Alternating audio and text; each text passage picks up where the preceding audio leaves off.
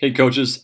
Just wanted to real quick answer a question that I thought would be best answered via video, just because it kind of has a complex explanation. Diff asked a really good question about today's workout. In particular, I'm recording this on Wednesday, 12.3.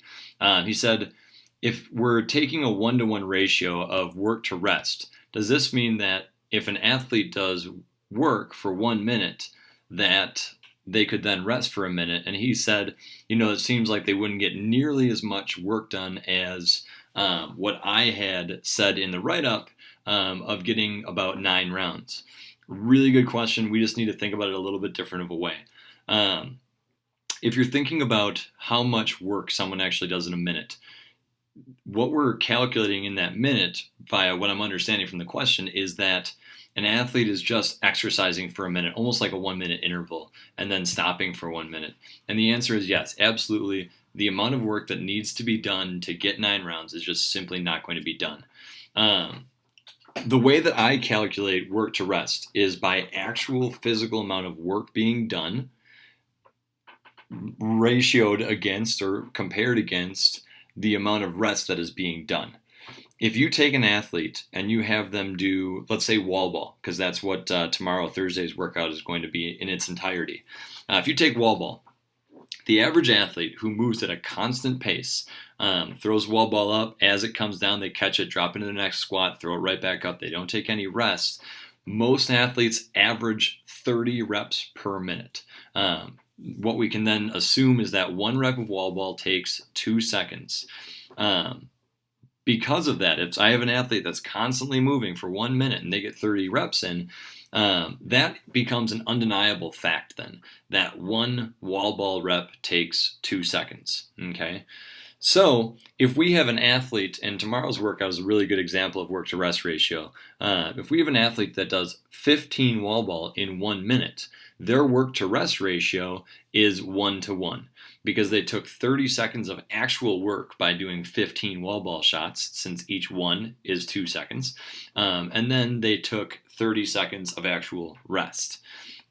Because a wall ball shot, when you're going touch and go, so to speak, does not have any built-in rest into it, then we can assume that the 30 seconds of rest after you do 15 unbroken wall ball shots is a 1-to-1 ratio. Another really good example would be double unders. A proficient person who is good at double unders that can do unbroken double unders for an entire minute, we find usually averages, and keep in mind this is an average, people like Chris Beal are going to do more, but most people can average about 100 double unders in 1 minute. Okay, so 1 double under takes about, like 0.6 seconds or something like that. If an athlete were to do 50 double unders in 1 minute, whether it's because they did 50 and then stopped and rested, or because they keep jacking it up and messing up and they end up getting 50 in that minute, that 50 double unders in 1 minute would be a 1-to-1 ratio of work to rest. Okay, and that's just another one of those kind of undeniable facts.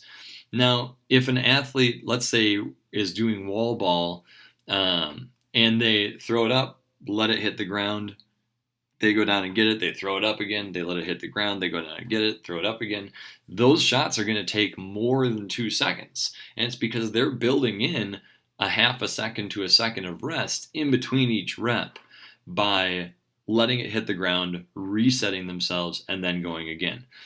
Same thing with pull-ups, and that's why we've been big on linking pull-ups together.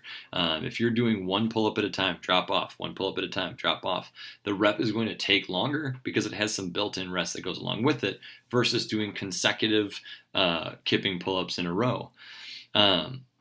So that's what I mean by 1-to-1 ratio. Hopefully that helps clear it up. I always am talking about touch and go when dealing with a 1-to-1 ratio of work to rest. So if we're doing back squats, squat down, stand up, and immediately go back down. If we're thinking about tempo work, where you have a moment at the beginning of the rep, the work phase, the bottom of the rep, and the work phase, we would be looking at a 0-1-0-1. So there's no rest at the top or the bottom of the rep.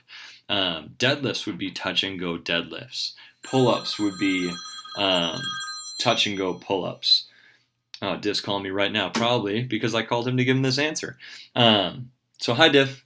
I just missed your call. I hung up on you. I apologize. If you guys have any questions, I'm not 100% sure if I'm going to be in cell range or not tonight. I will be back in town tomorrow, Thursday, around probably, well, I'll probably be within cell range by, I would say, noon or 1 o'clock, as I'm going to be coming back around then. So let me know if you have any questions. I am going to be paying attention to my email pending that I have reception. And if you watch this before I leave, I probably won't be out of cell reception until about 4. So if you watch this before I leave, feel free to shoot me a call. I am 100% available up until I leave, except for the couple minutes that I'm going to take a shower. Anyhow, guys, thanks a lot. I will talk to you soon. Thanks.